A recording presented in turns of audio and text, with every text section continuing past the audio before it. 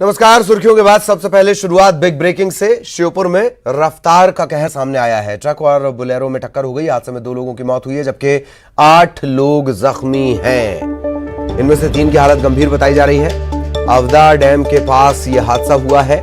बड़ी खबर आपको बता दें, बिग ब्रेकिंग। श्योपुर में रफ्तार का कहर, ट्रक और बोलेरो में टक्कर। 2 लोगों की मौत हुई है, 8 लोग घायल हैं। इनमें से 3 की हालत गंभीर है जिन्हें बड़े अस्पताल रेफर करने की तैयारी है, जबकि जो सामान्य रूप से जख्मी हैं उन्हें स्थानीय अस्पताल में पहुंचाया गया है। अवदा डैम के पास, श्योपुर के अवदा डैम के पास ये हादसा हुआ है।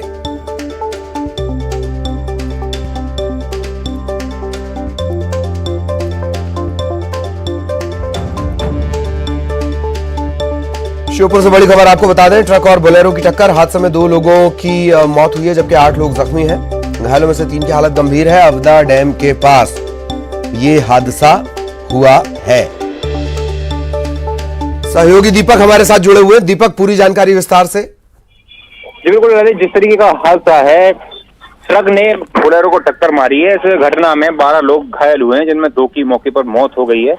सभी घायलों को जिला अस्पताल में भर्ती कराया गया है जिनमें 3 लोगों की हालत नाजुक बनी हुई है। अभी भी हो सकता है कि आने वाले टाइम में किसी और की भी जान जा सकती है, क्योंकि 3 लोग हैं वो ज्यादा उनकी हालत नाजुक है। और जो घटना है आवदा श्योपुर रोड की बताई जा रही है। मौके पर पुलिस बल भी पहुंच गया है और सभी घायलों का इलाज जिला अस्पताल में कराया जा रहा है। हादसे की वजह कुछ साफ हो पाई? कैसे ये हादसा हुआ? क्या ये आमने सामने की टक्कर यानी भिड़ंत है? दीपक जी बिल्कुल, जहां तक जानकारी मिली है, ट्रक सामने से आ रहा था और बोलेरो दूसरी ओर से आ रही थी। इसी दौरान जो ट्रक की रफ्तार है वो तेज गति थी और रोड भी सिंगल थी। इस वजह से साइड लेने से पहले ही दोनों वाहन आपस में टकरा गए और बोलेरो में सवार ये लोग घायल हो गए। और ये जिन 12 लोगों की हालत, जिन 12 लोग जख्मी हुए थे, 2 लोगों की आप बता रहे हैं मौत भी हो गई है, ये ज्यादातर बोलेरो सवार होंगे दीपक? जी बिल्कुल, जितने भी घायल हैं और मरने वाले हैं सभी बोलेरो सवार थे और एक ही परिवार के बताए जा रहे हैं जो आवदा गांव से ओछापुरा के लिए किसी शादी समारोह में शामिल होने के लिए जा रहे थे। इसी दौरान ये हादसा हुआ है और जो आरोपी ट्रक चालक है ट्रक को मौके पर छोड़ के फरार हो गया है, जिसकी तलाश भी की जा रही है। चलिए, बहुत बहुत शुक्रिया दीपक आपका इस तमाम जानकारी के लिए। दीपक दंडौतिया, लगातार उनकी नजर बनी हुई है, आगे भी अपडेट हम अपने दर्शकों तक पहुंचाएंगे। इधर मंडला में आज 2 सड़क हादसों में, अलग अलग सड़क हादसों में 4 लोगों की मौत हो गई। पहला हादसा महाराजपुर रेलवे क्रॉसिंग के पास हुआ। अज्ञात वाहन ने बाइक सवार 3 युवकों को टक्कर मार दी। इस दुर्घटना में तीनों युवकों की मौत हो गई। ये युवक 13वीं के कार्यक्रम से लौट रहे थे। बमनी के ये रहने वाले थे। दूसरी घटना करौंदी गांव की बताई जा रही है। एक मालवाहक ट्रक ने 3 बाइक सवार युवकों को टक्कर मार दी। एक युवक की मौत हो गई, 2 युवक गंभीर रूप से घायल हो गए। इधर टीकमगढ़ में भी हादसा हुआ है। ट्रक और डंपर की आपस में टक्कर हुई है। कुंडेश्वर रोड पर यह हादसा हुआ है। दुर्घटना में ट्रक चालक की मौत हो गई है। एक व्यक्ति गंभीर रूप से जख्मी भी है। गंभीर रूप से घायल व्यक्ति को उपचार के लिए जिला अस्पताल में भर्ती करवाया गया है। बताया जा रहा है कि ट्रक और डंपर तेज रफ्तार से आ रहे थे। बेकाबू होकर ये आपस में टकरा गए। घायल सेवक को कड़ी मशक्कत करनी पड़ी और तब कहीं जाकर ट्रक से निकाला गया। इसके बाद उसे जिला अस्पताल में भर्ती करवाया गया।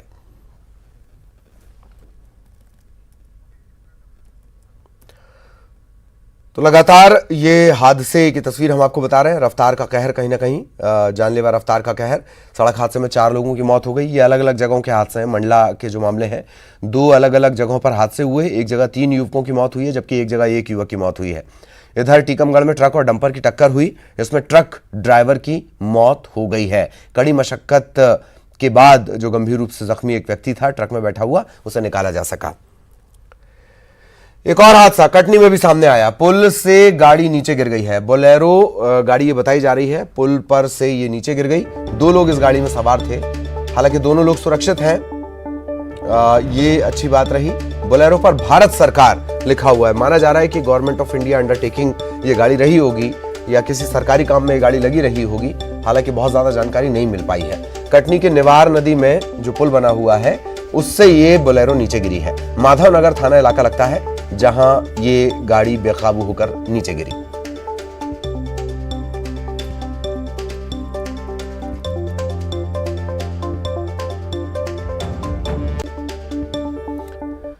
और दिल्ली से इस वक्त बड़ा अपडेट मिल रहा है। दिल्ली से इस वक्त की बड़ी खबर आपको बता दें, किसानों के मुद्दे पर अहम बैठक हुई केंद्रीय गृह मंत्री अमित शाह के घर पर। हालांकि अब यह बैठक खत्म हो चुकी है। कृषि मंत्री नरेंद्र सिंह तोमर भी इस बैठक में शामिल थे। पीयूष गोयल भी इस बैठक में मौजूद रहे। कल भी जो किसानों के साथ बातचीत थी उसमें ये तमाम लोग मौजूद थे। कल का कोई नतीजा नहीं निकल पाया। सरकार चाहती है समिति बना दी जाए। किसान चाहते हैं कि पहले ठोस फैसला हो। समिति की मांग ठुकरा दी गई है किसानों की तरफ से। और आज का यह घटनाक्रम, एक अहम बैठक चल रही थी केंद्रीय गृह मंत्री अमित शाह के घर पर, वो बैठक खत्म हो चली है।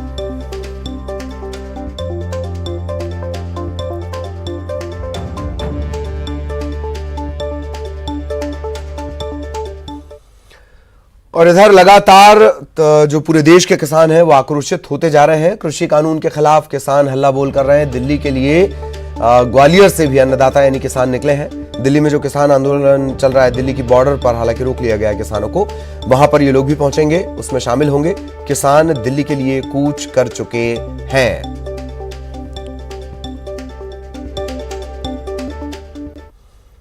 इन सबसे इतर मुख्यमंत्री शिवराज सिंह चौहान के दिल्ली दौरे से लौटने के बाद मध्य प्रदेश में मंत्रिमंडल विस्तार की अटकलें एक बार फिर तेज हो गई हैं। सूत्रों से मिली जानकारी के मुताबिक अगले हफ्ते 8 दिसंबर को मंत्रिमंडल विस्तार हो सकता है, क्योंकि राज्यपाल आनंदीबेन पटेल 7 दिसंबर को भोपाल आ रही हैं। यहां से उनका बांधवगढ़ टाइगर रिजर्व जाने का कार्यक्रम है। ऐसे में 8 तारीख को मंत्रिमंडल विस्तार का कार्यक्रम रखा जा सकता है। हालांकि इस बारे में अधिकृत तौर पर अभी कोई जानकारी सामने नहीं आई है, लेकिन जिस तरह से मुख्यमंत्री शिवराज सिंह चौहान की पहले ज्योतिरादित्य सिंधिया के साथ भोपाल में चर्चा हुई, उसके बाद दिल्ली में प्रधानमंत्री मोदी, केंद्रीय मंत्री तोमर और बीजेपी के राष्ट्रीय अध्यक्ष जेपी नड्डा से उनकी मुलाकात हुई है। माना यह जा रहा है कि इस दौरान मंत्रिमंडल विस्तार को लेकर भी चर्चा हुई है और ये विस्तार अगले हफ्ते हो सकता है। शिवराज मंत्रिमंडल में मौजूदा वक्त में 28 मंत्री हैं और कुल जो संख्या है विधानसभा सदस्यों की संख्या, इस लिहाज से अब 6 की गुंजाइश बनती, तकरीबन 6 की गुंजाइश और बचती है। इधर ईदगाह हिल्स का, भोपाल की जो ईदगाह हिल्स है, इसका नाम बदलने की मांग जोर पकड़ रही है। जोर पकड़ रही है, जोर पकड़वाई जा रही है, ये समझ से परे है। फिलहाल नाम बदलने की मांग को लेकर सिख समाज प्रोटेम स्पीकर के बंगले पर पहुंचा है। प्रोटेम स्पीकर ही शुरुआत उन्होंने की थी कि अगर कोई पहुंचेगा तो हम बात करेंगे। अब सिख समाज ने जब ये बात सुनी तो वो पहुंचे और उन्होंने रामेश्वर शर्मा को ज्ञापन सौंपा है। नाम बदलने की मांग उन्होंने रखी है। रामेश्वर शर्मा का कहना है कि सिख समाज के आवेदन को सीएम तक पहुंचाया जाएगा। ईदगाह हिल्स का नाम बदलकर गुरु नानक टेकरी किए जाने की भोपाल में लगातार मांग उठ रही है। अगर नाम बदलने से हालात बदलते हों तो निश्चित तौर पर जो भोपाल की गैस त्रासदी है उसका नाम बदलकर भोपाल गैस कांड मोक्ष त्रासदी उसका नाम कर देना चाहिए। या भोपाल के जो गैस पीड़ित इलाके हैं, चूंकि आज 2 दिसंबर भी है, तो गैस पीड़ित इलाकों का नाम आनंदपुर या आनंद नगर हो जाना चाहिए। सबसे सभी समाजों से और सभी गुरुद्वारा प्रबंध समिति ने भी एक आग्रह किया है। इनके पत्रों के माध्यम से हम मध्य प्रदेश सरकार के मुख्यमंत्री आदरणीय शिवराज सिंह चौहान जी से भी आग्रह करेंगे कि ईदगाह हिल जो कहा जाता है बोलचाल की भाषा में, उसको बदलकर उसकी जगह गुरु नानक टेकरी के नाम से ही बुलाया जाए। शासकीय दस्तावेजों में भी सुधार और संशोधन किया जाए, क्योंकि 500 साल पहले वहां केवल जंगल था, उस टेकरी थी यानी पहाड़ी थी। उस पहाड़ी का उद्धार, उस पहाड़ी में मंगल, उस पहाड़ी में आज जो कुछ भी बस्ती और आबादी बसी है, ये गुरु नानक की कृपा से। जब गुरु नानक की कृपा से उस पहाड़ी में आज मंगल और शुभ समाचार और सभी समाज के लोग रह रहे हैं, तो उस पहाड़ी को, उसको गुरु नानक टेकरी के। और भोपाल गैस त्रासदी इसकी 36वीं बरसी है। इस बार गैस पीड़ितों के सामने कोरोना की शक्ल में नई त्रासदी आई है। भोपाल में कोरोना से हुई मौत में 56% लोग गैस पीड़ित इलाके के हैं।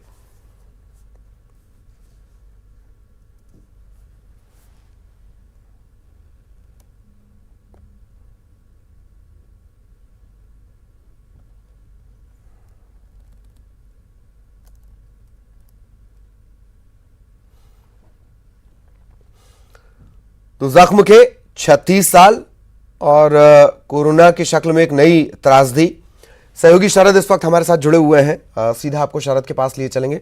शरद, ये बड़े अचरज की बात है, अर्चना ढींगरा को हम कहीं सुन रहे थे, उन्होंने कहा कि मार्च में ही उन्होंने इस बात की इत्तला सरकार को दे दी थी, केंद्र सरकार को दे दी थी कि कोरोना का सबसे ज्यादा असर जो पड़ेगा वो गैस पीड़ितों पर पड़ेगा।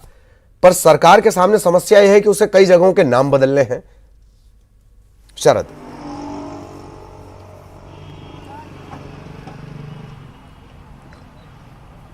बिल्कुल, देखिए जो गैस पीड़ित की आवाज़ उठाने वाले संगठन हैं वो लगातार ये मांग उठाते रहे हैं कि जो कोरोना आपदा आई है, वैसे तो इसने पूरी दुनिया को अपनी चपेट में लिया है और उससे उन सबको नुकसान है, पूरी दुनिया को। लेकिन जो गैस पीड़ित हैं, जिनकी संख्या राजधानी भोपाल में करीब 4.5 लाख के आसपास बताई जाती है, उनके जो परिवार हैं या वो जो लोग जुड़े हुए हैं, उन पर इसका सबसे ज़्यादा असर पड़ा है। और एक आंकड़ा भी जो गैस पीड़ितों की आवाज़ उठाने वाला संगठन है उसकी ओर से दिया गया और ये बताया गया कि करीब 56 से कुल जो मौतें हुई हैं कोरोना की वजह से, अगर उनका एक आंकड़ा निकाला जाएगा तो करीब 56 से 57% ऐसे लोग हैं जो गैस पीड़ित हैं, उनको इसका नुकसान उठाना पड़ा।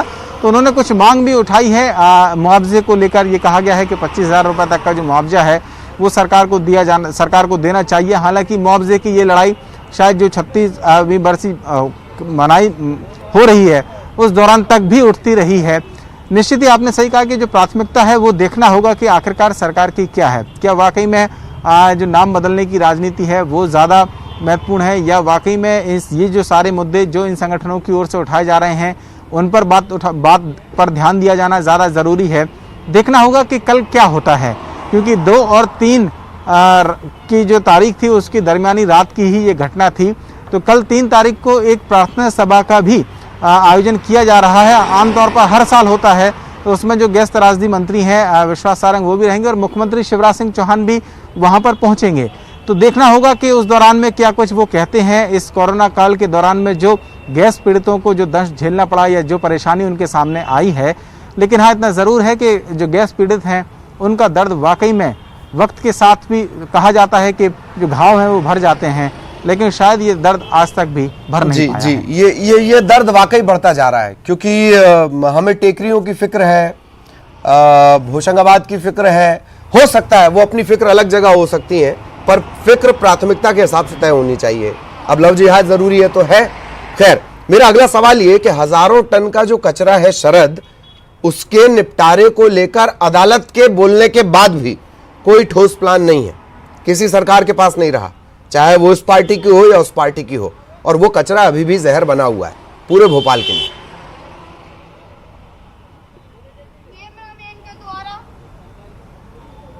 देखिए, बिल्कुल आपने सही कहा कि जो कचरा पड़ा हुआ है उसको लेकर कई बार कई तरीके के सवाल उठाए जाते रहे हैं। ये भी कहा जाता रहा कि भोपाल में जहाँ पर यूनियन कार्बाइड फैक्ट्री थी वो जगह तो खैर ब्लॉक है ही है, लेकिन इस कचरे की वजह से वहाँ के आसपास का जो वातावरण है और ख़ास तौर से जो पानी में उसका असर है वो गया है, लिहाजा उसका वहाँ से हटना ज़रूरी है। प्रक्रियाएं कई हुई भी, कानूनी लड़ाई भी हुई जैसा कि आप बता रहे हैं, लेकिन अभी भी उसका न उठ पाना कई तरीके के सवाल खड़े करता है। और वो सवाल फिर उसके साथ ही जुड़ जाते हैं जो आपने कहा है कि शायद प्राथमिकता में कुछ दूसरे मुद्दे हैं, नाम बदलने जैसे मुद्दे हैं या लव जिहाद जैसे कानून हैं, उन पर ज़्यादा ध्यान दिया जाना है। हालांकि सरकारें गंभीरता पूरी दिखाती हैं, बाकायदा एक मंत्रालय, एक विभाग है, उसके मंत्री हैं उस विभाग के, फिर भी अगर ये स्थितियां बदली नहीं है अब तक, तो फिर कहीं ना कहीं सोचने की बात है कि आखिरकार वो कौन सी बात है या कौन सी कमी है जो पूरी नहीं हो पा रही, और ना कांग्रेस की सरकार के दौरान में पूरी हो पा रही है, ना बीजेपी की सरकार के दौरान में पूरी हो पा रही है। ये भी किया जा सकता है कि 6 महीने के लिए जो छोला रोड है, शाहजहानाबाद है, जेपी नगर है, इन सब के पानी की सप्लाई को विधानसभा से जोड़ दिया जाए, शायद समस्या की गंभीरता थोड़ी और बढ़ जाए। बहुत बहुत शुक्रिया आपका शरद, इस तमाम जानकारी के लिए। सहयोगी शरद हमारे साथ जुड़े हुए थे। कल भी लगातार शरद की नजर रहेगी कि ये महत्वपूर्ण सवाल उठ भी रहे हैं या नहीं उठ रहे हैं। भोपाल से एक और बड़ा अपडेट आपको बता दें, अस्थायी स्वास्थ्य कर्मचारियों ने प्रदर्शन किया है। पॉलिटेक्निक चौराहे पर प्रदर्शन किया गया नियमितीकरण की मांग को लेकर। सहयोगियों की सेवा खत्म करने का विरोध ये कर्मचारी जता रहे हैं।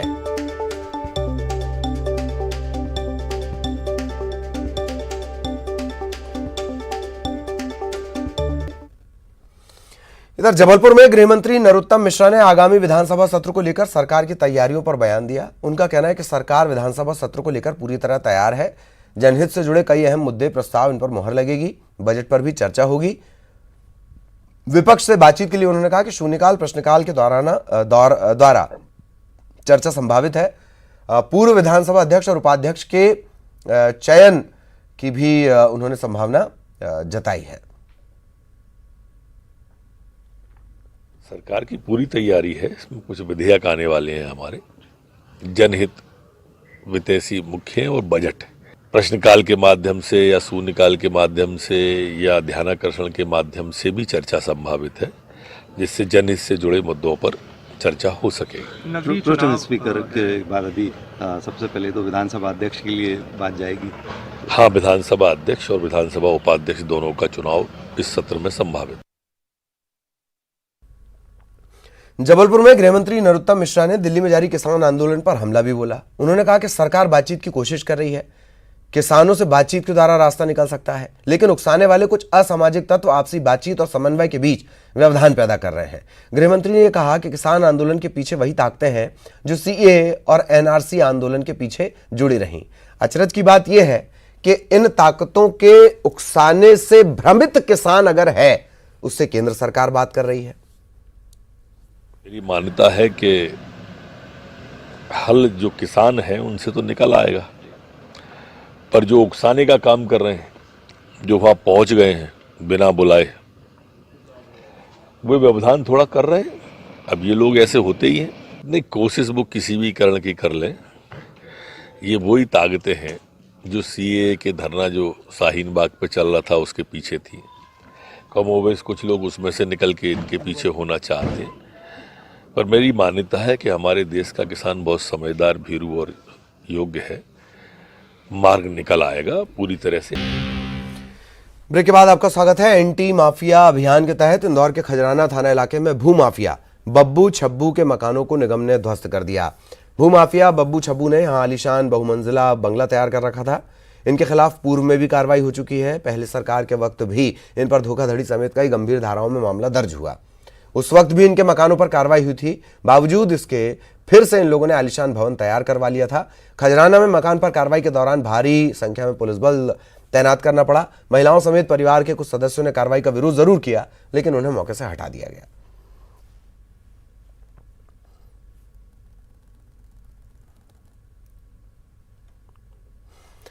इधर सुनाज टीला इलाके से बीती शाम अगवा चरवाहे को पुलिस ने एक शॉर्ट एनकाउंटर के बाद मुक्त करवा लिया है। इस दौरान एक डकैत भी हिरासत में लिया गया है। शिवपुरी का यह पूरा मामला है।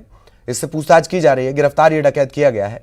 बताया जा रहा है कि राजस्थान के कुख्यात डकैत बैजू गुर्जर ने शाम को मुंशी रेवाड़ी नामक चरवाहे को अगवा कर लिया। 10 लाख की फिरौती मांगी। पुलिस को इस बात की सूचना मिली और पुलिस की टीम जंगल में पहुंची। देर रात डकैतों के साथ मुठभेड़ हुई और फिर इस अगवा जो चरवाहे को मुक्त करा लिया गया। पुलिस अधीक्षक की माने तो अभी भी पुलिस टीम जंगल की सर्चिंग में लगी हुई है और बाकी सदस्यों की तलाश की जा रही है।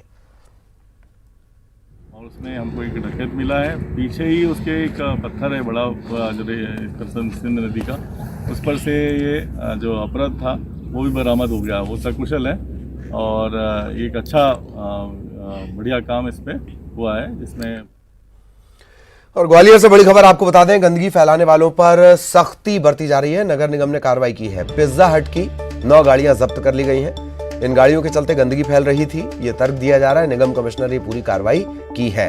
बड़ी खबर ग्वालियर से आपको बता दें, गंदगी फैलाने वालों पर सख्ती बरती जा रही है। पिज्जा हट की 9 गाड़ियां जब्त की गई हैं। वजह बताई जा रही है कि ये लोग गंदगियां फैला रही थी। निगम कमिश्नर ने पूरी कार्रवाई की है।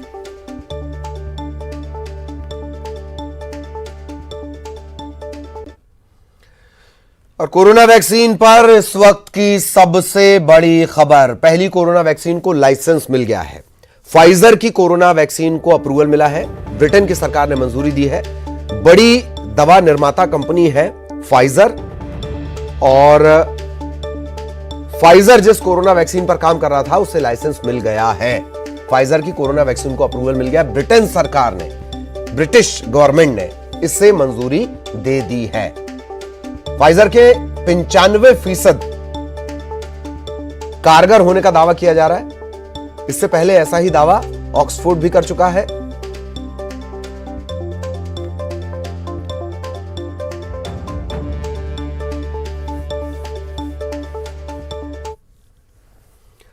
इधर इंदौर शहर में कोरोना संक्रमितों की एक दिन में अब तक की सबसे ज्यादा संख्या सामने आई है। 24 घंटे की बात कर ली जाए, 5,274 सैंपल लिए गए। इनमें से 595 मरीज पॉजिटिव आए हैं। 4 लोगों की मौत भी हुई है और कोरोना से मरने वालों का जो आंकड़ा है वो 767 तक पहुंच गया है। सीएमएचओ के मुताबिक अब तक 5,18,563 संदिग्ध मरीजों की जांच की जा चुकी है। इनमें से 43,286 मरीज संक्रमित निकले। 37,963 ऐसे हैं जो ठीक होकर घर जा चुके हैं। फिलहाल 4,556 एक्टिव केस, जिनका अलग अलग जगह पर उपचार जारी है। इनमें से 4,000 तो होम आइसोलेशन में ही है। कोरोना संक्रमण से बचाव के लिए पहने जाने वाली पीपीई किट, मास्क और फेस शील्ड जैसी चीजों से अब यात्री देवी अहिल्या अंतर्राष्ट्रीय एयरपोर्ट इंदौर को गंदा करने लगे हैं। आने जाने वाले यात्री उपयोग के बाद इन चीजों को डस्टबिन में नहीं डालते, इधर उधर फेंक रहे हैं, जिससे एयरपोर्ट गंदा हो रहा है। अब प्रबंधन ने ऐसे लापरवाह यात्रियों को सबक सिखाते हुए जुर्माना लगाने का निर्णय लिया है। और टर्मिनल या टर्मिनल के बाहर mask, PP kit, face shield अगर ये फेंकी जाएगी तो 500 रुपए से लेकर 1,000 रुपए तक का जुर्माना लगेगा। इंदौर एयरपोर्ट की ये खबर है और गंदगी फैलाई तो अब जुर्माना देना होगा। 500 रुपए से लेकर 1,000 रुपए तक का जुर्माना लगाया जा सकता है। जो यात्री इन चीज़ों का इस्तेमाल कर रहे हैं, मसलन ग्लव्स का इस्तेमाल, पीपी किट का इस्तेमाल कुछ करते हैं, फेस शील्ड का इस्तेमाल कुछ लोग करते हैं, लेकिन वो उसे लापरवाही से फेंक देते हैं। आमतौर पर विमान में सफ़र करने वाले वर्ग से ये उम्मीद की जाती है कि वो पढ़ा लिखा होगा। फिर वो कौन है जो ऐसे निरक्षर और गंवार जैसी हरकतें कर रहा है, उन पर यह जुर्माना लगाया जाएगा, 500 से लेकर 1,000 तक का। खबर भोपाल से, बैंक कर्मचारियों पर जुर्माना लगाया गया। मास्क नहीं लगाने पर यह जुर्माना लगा है। प्रशासन ने कार्रवाई की है। बिना मास्क के ये कर्मचारी काम कर रहे थे। भोपाल की कटारा हिल्स के 2 बैंक हैं और यहां के स्टाफ पर, यहां के जो कर्मचारी हैं उन पर यह कार्रवाई की गई है। बिना मास्क के काम करने पर जुर्माना लगाया गया है।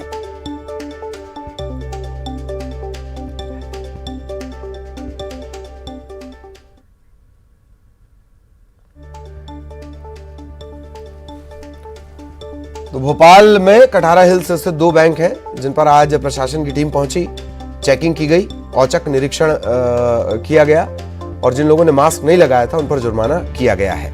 बिना मास्क के ये लोग काम कर रहे थे। बिना मास्क काम करने पर जुर्माने का प्रावधान है, पहले से भी था, लेकिन अब इसमें सख्ती बरती जा रही है। इधर बैतूल के सारणी पावर प्लांट में पहुंचे ऊर्जा मंत्री गंदगी देखकर भड़क गए। मंत्री ने क्लीनर को बुलवाया, खुद टॉयलेट साफ करने लगे। जिम्मेदार अधिकारियों को जमकर फटकार भी लगाई।